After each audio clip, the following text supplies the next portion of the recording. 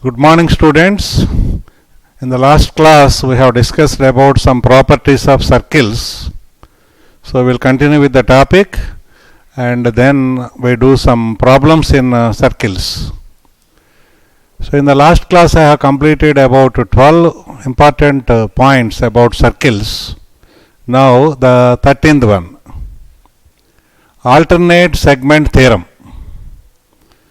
What is this alternate segment theorem? Let us see. See the diagram. AB is a chord of the circle. See AB. AB is a, right here, this is AB. AB is a chord of a circle and AT is a tangent to the circle as shown in the diagram. Then angle TAB. Angle TAB means the angle between the tangent and the chord. Tangent and chord. The angle between tangent and chord, that is angle TAB, is equal to angle APB. That means the angle in the alternate segment. See, AB is a chord of the circle. It divides the circle into two parts. Major segment and minor segment. So theta, the angle between tangent and chord, that is theta, shown in the diagram, is on the left side. So the right side segment of the circle is called alternate segment for this angle. Okay. So angle theta is equal to angle in the alternate segment. That means angle APB, where P is any point on the major segment. Okay. So this is called alternate segment theorem. Angle between a tangent and a chord is equal to angle in the alternate segment. So let us see the proof. Let angle TAB is equal to theta.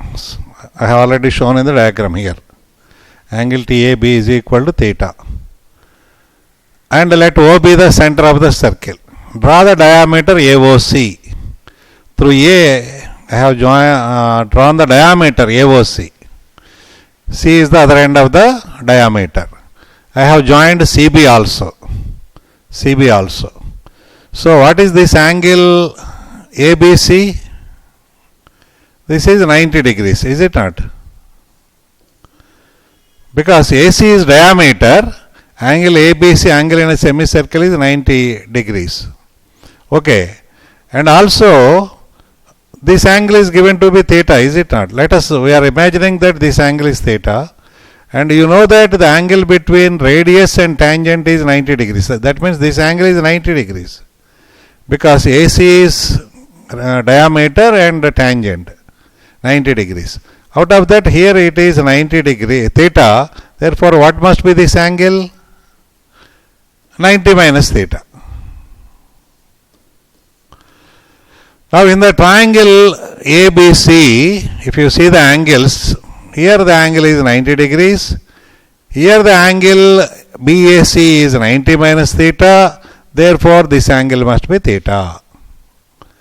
If that angle is theta, that is the angle subtended by the chord AB at a point on the circumference, same chord AB is subtending an angle APB at the circumference, therefore these two angles must be equal. Theta must be equal because angles in the same segment are equal. So if this is theta, we have proved that this angle also must be theta. Angle TAB is equal to angle APB. So that is the proof. So let us see the next page. Next page, here same theorem I am explaining. So this is the circle. AB is a chord. This is tangent. So on the left side of the chord, the angle is alpha here. Between the chord AB and the tangent, angle is alpha. It is equal to angle in the other segment here, the angle alpha. Because AB is subtending an angle at that point P, so that is the angle in the alternate segment. If this angle is alpha, that angle is alpha. Suppose this angle is beta. right side angle. Between the chord and the tangent, right side angle is beta. Then it will be equal to the angle in the left side segment. That means if you take any point Q on the left segment, and then angle AQB also will be equal to theta. If this is alpha, that is alpha. If this is beta, this is beta. So angles in the alternate, this is called alternate segment theorem. Angle between a chord and a tangent is equal to angle in the alternate segment. Okay, but you know that this angle plus this angle alpha plus beta is 180. So means this angle plus this angle must be 180. So you know that is correct, because this is what? A cyclic quadrilateral. In a cyclic quadrilateral, sum of the opposite angles must be 180 degrees. Okay. Let us see the next point, 14.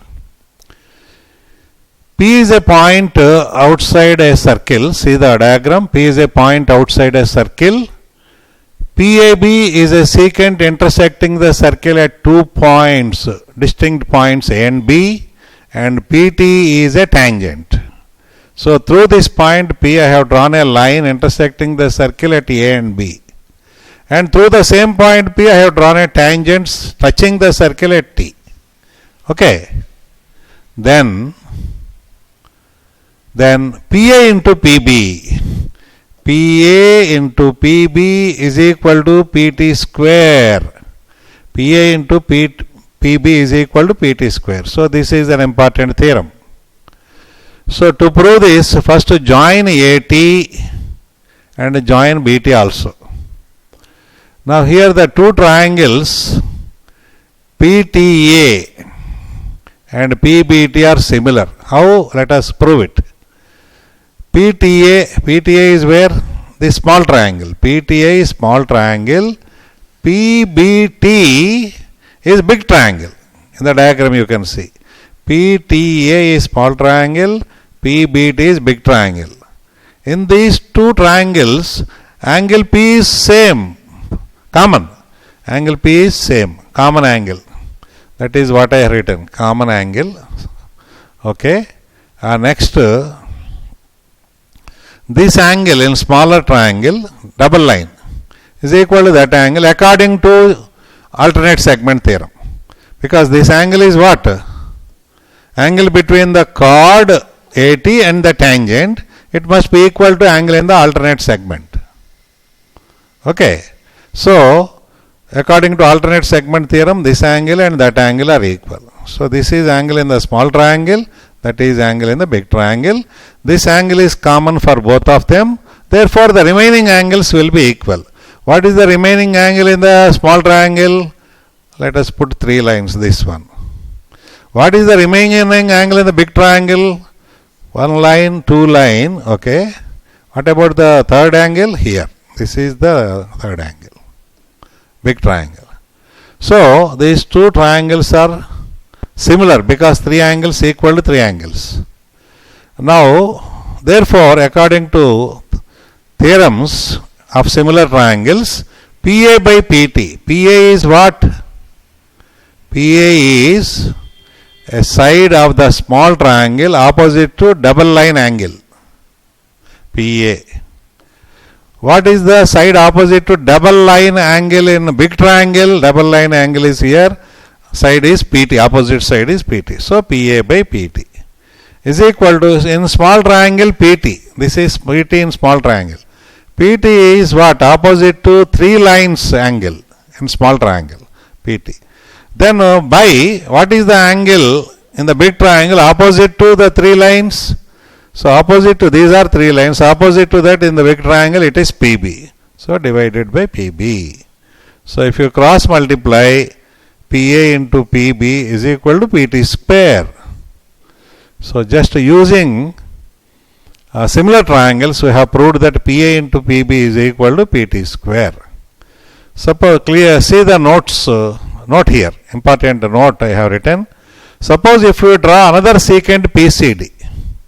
Suppose through P, I have drawn another secant like this PCD, intersecting the circle at C and D, then PC into PD is also equal to PT square. PC into PD is equal to PT square. Because in this theorem, PAB is any secant. In this theorem, PAB is any secant. So instead of this secant, I can draw another secant, PCD, intersecting the circle at C and D. By a similar proof, I can prove that PC into PD is also PT square. So PA into PB is PT square, PC into PD is also PT square, means PA into PB should be equal to PC into PD. So that means a circle is there, outside a point is there. A secant is intersecting the circle at A and B.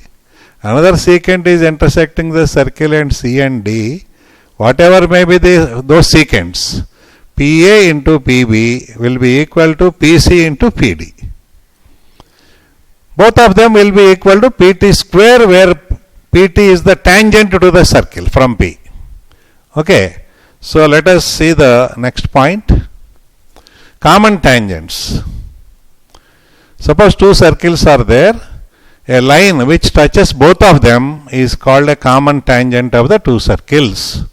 If a line is a tangent to two circles, then it is called a common tangent of the two circles.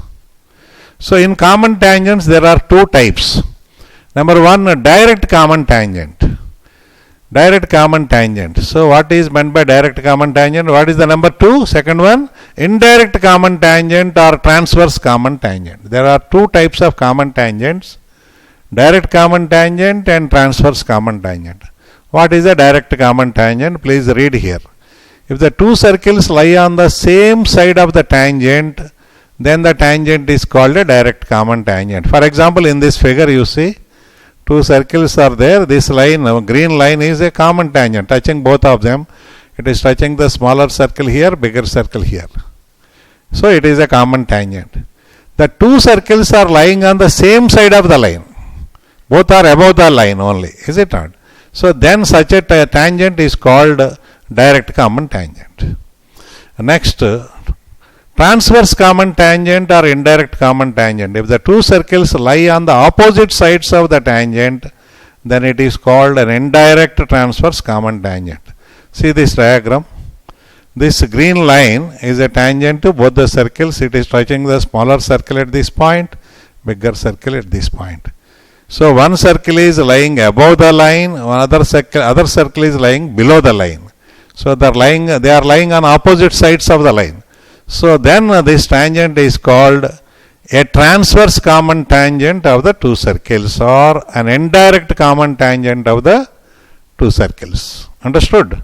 So okay, let us see the next point. So this is about the number of common tangents of two circles. Depending upon the relative position of the two circles, so number of common tangents, both direct and transverse, depends, is it not? So what we are doing is, we are imagining two circles. Let R1, R2, R1 greater than R2 be the radii and D be the distance between the centers. So let us imagine two circles. I have drawn the diagram here, please see. So this is center of the circle, this is another center of the smaller circle. R1 is the radius of the bigger circle, R2 is the radius of the smaller circle. That is why I have called R1 is greater than R2. Suppose the distance between the centers, between this point and this point, is D. R1, R2 are radii. Now imagine that the bigger circle is fixed and the smaller circle is moving. Imagine that the bigger circle is fixed and the smaller circle is moving. Smaller circle is moving, approaching it. Smaller circle is approaching the bigger circle. The distance between them is gradually reducing. So initially D is infinity and finally D will be 0. Initially D is infinity. The two circles are at infinity. Bigger circle is fixed, smaller circle is coming nearer to it. Finally, that means D, distance between the centers, is gradually reducing, and finally D will become 0. D will become 0 when the two circles are concentric. Both their centers are same, then it becomes 0, is it not? So the circle, smaller circle is moving like that. It is coming nearer and nearer to the bigger circle. Finally it is touching the bigger circle and going inside, and finally it is becoming concentric. So in this movement there are some important stages. So these stages, first stage is serial number 1 here. First stage figure is like this. The two circle, between the two circles there is some gap. That is the first stage, is it not? So in that case, so two green lines you are seeing here, they are direct common tangents. Two blue lines they are two transverse common tangents. So two direct here, two transverse here, total 4 common tangents can be drawn. Figure, condition, number of common tangents, out of that direct how many, transverse how many, total how many. Remarks. Like this in a tabular form I am showing. So this is the first stage. There is still some gap between the two circles, so two direct common tangents can be drawn. They are shown by green lines. Two transverse common tangents can be drawn. They are shown by blue lines. So two direct here, two transverse here, total 4. Then what about the relation between D, R1, R2? D is the distance between the centers, R1, R2 are radii. So here D is greater than R1 plus R2. Because the center is here, bigger circle, smaller circle, center is here, the distance between them is D, is it not? Out of that, this is R1 and this is R2. So D is greater than R1 plus R2 by how much? By how much the gap is there. So D is equal to R1 plus R2 plus the gap between the two circles. There is some gap here. Therefore D is definitely greater than R1 plus R2. So D is equal to actually R1 plus R2 plus gap. Therefore D is greater than R1 plus R2. Okay. Now the circle is moving, smaller circle is moving, is it not? Closer to the bigger circle. So the next stage is the smaller circle just touches the bigger circle. Bigger circle is fixed, smaller circle is moving towards it. So the next stage is smaller circle touches the bigger circle externally at one point. So there are two circles are touching here. There is no gap now between the two circles. In such a situation, what will happen? The green lines, two direct common tangent will be there, but the two transverse common tangent will become now only one. Blue line is only one, you can see. So two direct common tangents and one transverse common tangent only, not two transverse common tangents. So transverse common tangents have reduced here, you can see. At this stage 2, 2, now it is 2, 1 only. Transverse common tangents have reduced because transverse common tangents lie in the gap between the two circles and the gap is 0 now. So there is only one vertical tangent here, blue line, that is transverse common tangent. So 2, 1, total 3 only. Now in this case, what is the relation between D, R1, R2? D is just equal to R1 plus R2 because there is no gap between the two circles. D is equal to just R1 plus R2. So in this case, what is the remark I have written? Point of contact and centers of the two circles are collinear. The two circles are touching each other at a point, is it not? That point and the two centers of the two circles, these 3 points lie in a straight line. If two circles touch each other externally, the point of contact and the centers of the two circles, these 3 points will be collinear. Collinear means they lie in a straight line. Now, what about the next stage? The smaller circle is going further forward towards the bigger circle. Therefore, now it starts intersecting the bigger circle. So this is an important stage. The two circles are intersecting. Now in this case, only green lines are there. That means only direct common tangents are there. So there are no transverse common tangents because there is no gap at all between the two circles. There is no gap between the two circles, therefore transverse common tangents we cannot draw. Only direct common tangents. You can see, so two direct common tangents only here. The only one transverse common tangent in the previous stage has now become 0 only. So that means transverse common tangents are reducing first. 2 has become 1, now it has become 0. Direct common tangents are remaining like that only. So total 2. The condition we need not worry. Condition leave it. Let us see it later after seeing the next stage. What is the next stage? The smaller circle is going nearer and nearer. Finally, the smaller circle completely goes inside the bigger circle and touches the bigger circle internally here in this figure. Smaller circle has completely gone into the bigger circle and it is just touching the bigger circle internally at this point. Now the center of the small circle is here, the center of the big circle is here. What is the distance between the centers? It is d. From here to here it is radius of the bigger circle. From here to here it is radius of the smaller circle. Is it not? This is radius of the bigger circle. This is radius of the smaller circle. R1, R2. So R1 minus R2 is d. So that is the condition. For touching externally, if the two circles touch each other externally, d is equal to R1 plus R2. If the two circles touch internally like this, then d is equal to R1 minus R2.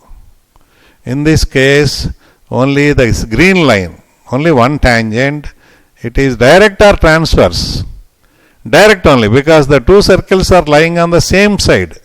Green line is the tangent, two circles are lying on the left side only, they are on the same side, so it is a direct common tangent. And also transverse common tangents have already disappeared. There are no transverse common tangents. They cannot reappear now. So direct common tangents already 2 is being maintained now in the 3 stages. That will start reducing to 1 now. Direct common tangent is 1, no transverse common tangent, total tangents only 1. So this is, the condition is d is equal to R1 R2, R1 minus R2. Here the condition is d is equal to R1 plus R2. Therefore we can write the condition for the stage in between. See, d is reducing, is it not? Bigger circle is coming closer and closer to the, towards the, smaller circle is moving towards the bigger circle. D is reducing. So d is here R1 plus R2. Here it is R1 minus R2. Means in the middle stage in between, d must be less than R1 plus R2 and it should be greater than R1 minus R2. So that is the condition here. R1 minus R2 is less than d less than R1 plus R2. Okay. So for two circles to intersect, the condition is difference of the radii must be less than distance between the centers, must be less than sum of the radii. Okay.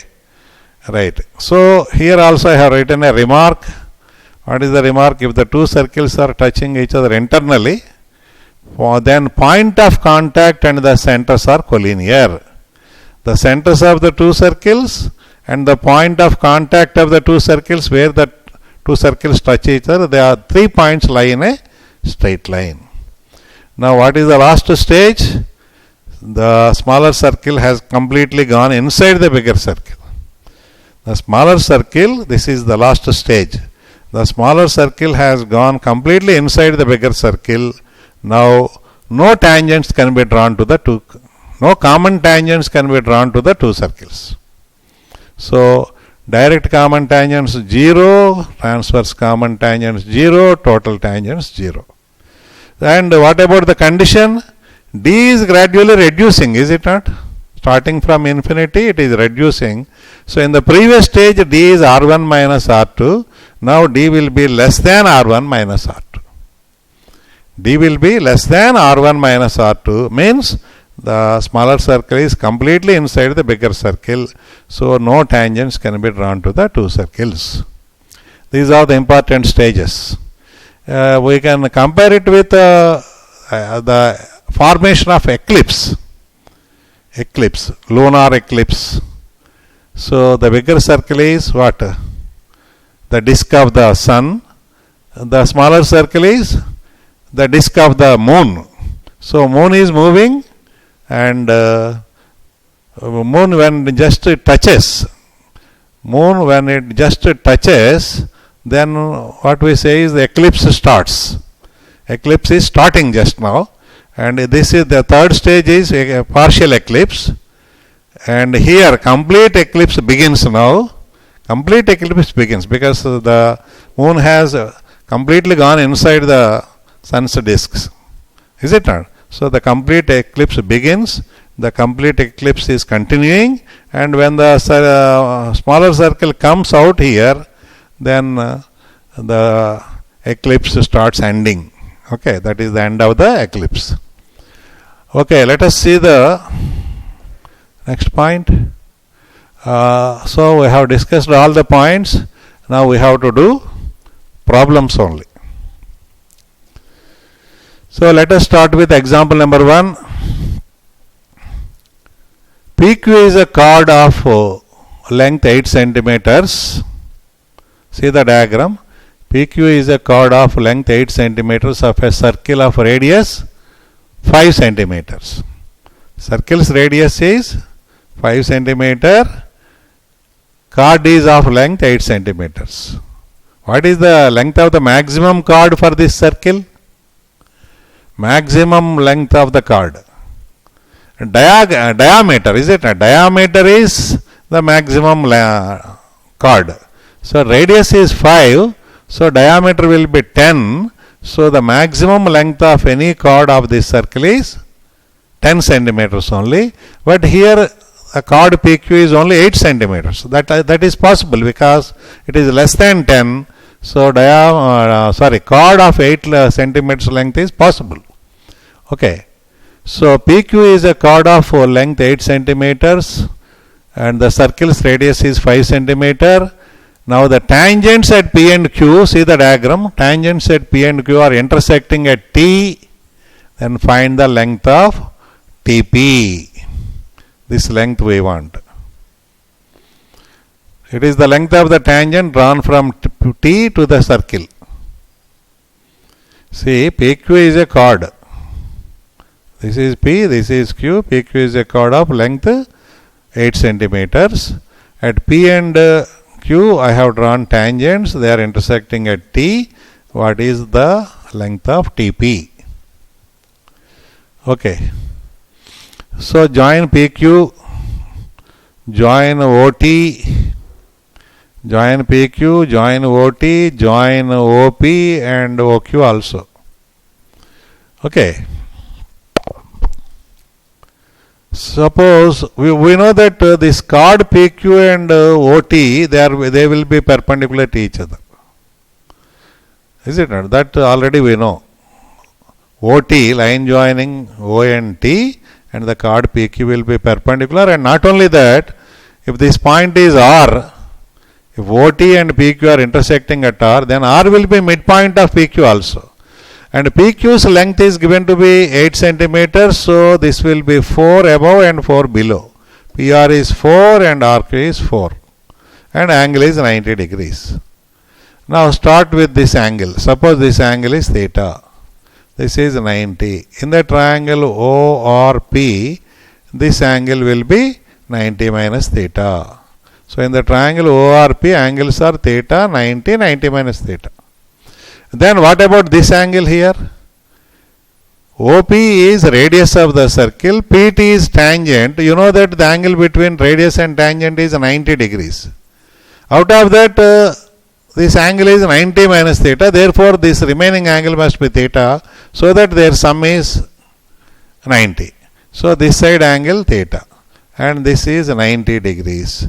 Therefore, 90 theta means in the triangle PTR, remaining angle must be 90 minus theta. Now, in triangle PTR, sin 90 minus theta. In triangle PTR, in triangle PTR. What is sine 90 minus theta? Sine 90 minus theta is opposite side by hypotenuse. Opposite side is PR, hypotenuse is TP.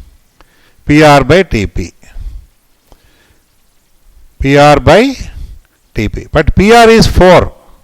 Is it not? Already I have written. Total PQ is 8. PR is 4. RQ is 4. So PR is 4 I have written. By TP as it is I am writing. Okay.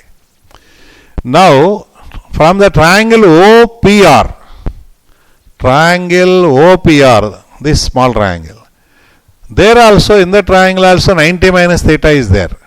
This angle 90 minus theta. What is sine 90 minus theta in that right angle triangle? Opposite side OR by hypotenuse OP. OR by OP. That is RO by OP. But RO is 3 units. Because why it is 3 units? Because in the triangle OPR, OP is radius 5 and PR is 4. So hypotenuse is 5, OP is 5. One side PR is 4, therefore other side must be 3. Is it not? 3, 4, 5 are the sides of a right angle triangle. 5 is hypotenuse, 4 is one side, means the other side must be 3. So OR is 3. So that is 3. By OP is 5, radius of the circle. So this sine 90 minus theta, we can equate them. 4 by TP should be equal to 3 by 5. Therefore, TP is equal to 4 into 5 by 3, that is 20 by 3 centimeters. So, TP, the length of the tangent he wants is 20 by 3 centimeters. Okay, let us see the next example number 2. Find the length of tangent drawn from a point whose distance from the center of a circle is 5 centimeters and the radius of the circle is 3. So here O is the center of the circle, P is a point which is at a distance of 5 units from the center. Whose distance from the center of a circle is 5. So from the center P is at a distance of 5. Radius of the circle OT is given to be 3. What is the length of the tangent? So from P I have drawn a tangent, it is touching the circle at T. T and center TO I have joined, OP also I have joined. You know that the angle between radius OT and tangent PT is 90 degrees. That is shown here. So in this right angle triangle PTO, hypotenuse is 5, one side is 3. Therefore you can apply Pythagoras theorem to this right angle triangle. So PT square, is it not? This PT square plus 3 square must be equal to hypotenuse square 5 square. So from that PT square is equal to 5 square minus 3 square, 25 minus 9, 16. Therefore PT is obtained by taking the square root. Root 16 is 4. So this side must be 4. Again we have this 3, 4, 5 right angle triangle. Okay. So answer is 4. Length of the tangent is 4 centimeters. Let us see the next one. Two concentric circles with the center O have A, B, C, D as the points of intersection with a line L as shown in the figure. So O is the common center of the two circles, two concentric circles, and L, this blue line, is intersecting the two circles at A, B, C, D as shown in the diagram. AD is given to be 12. AD means from here to here, 12. AD is given to be 12, BC is given to be 8. That I have shown in the diagram. BC is given to be 8. So, AD minus BC.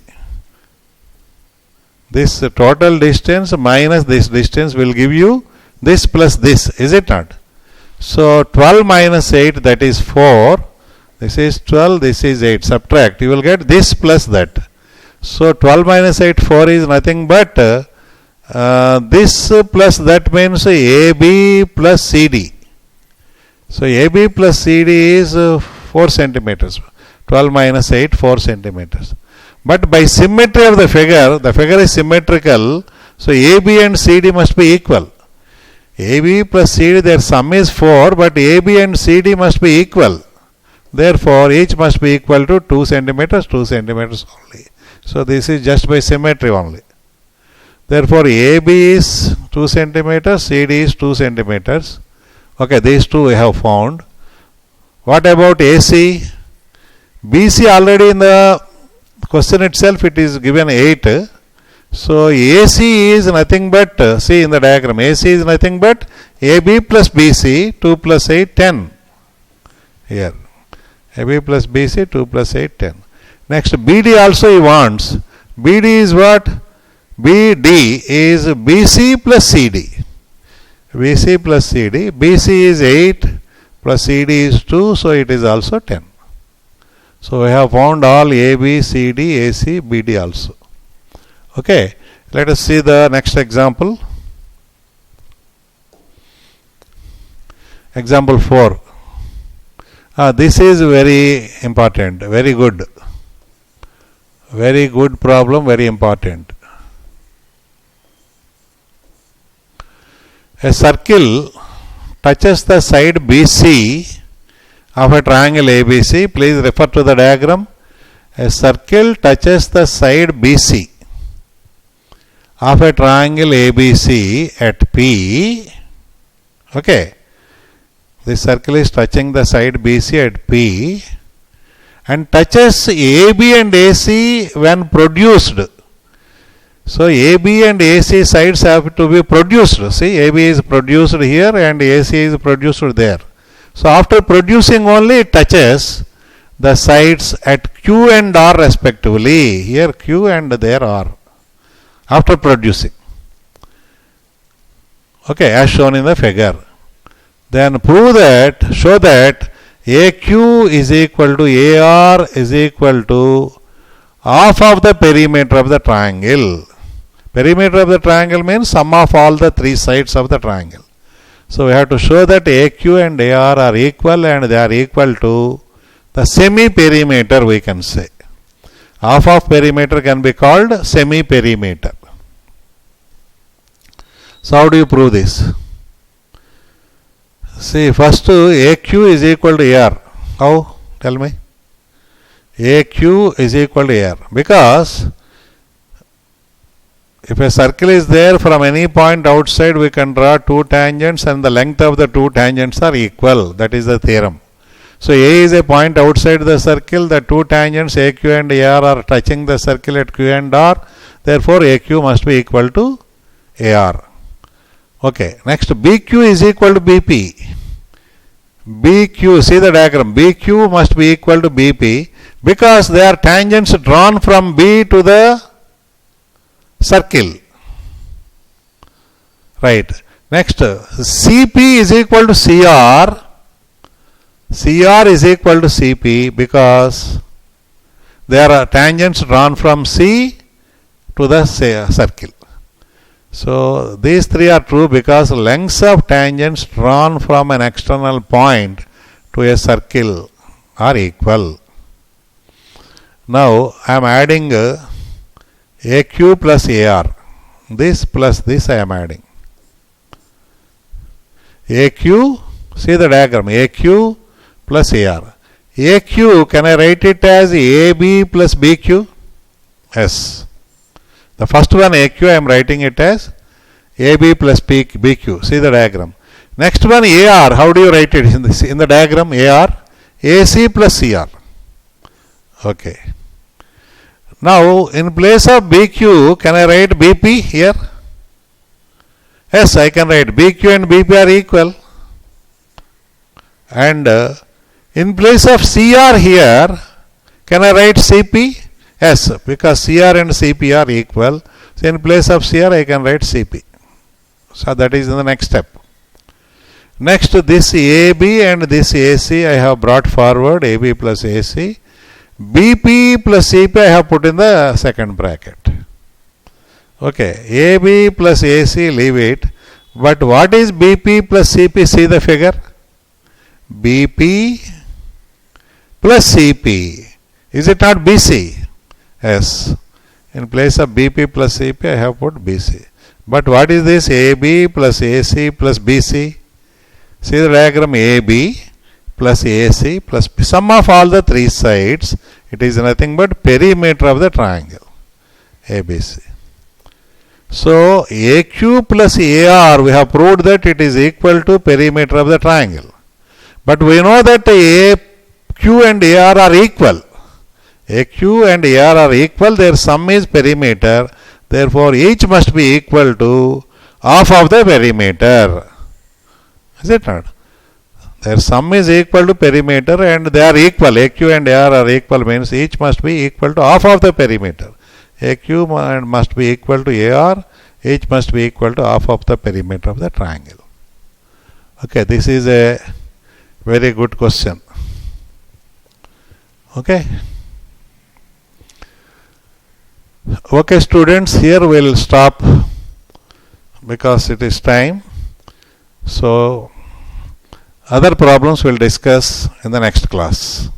Okay, thank you, students.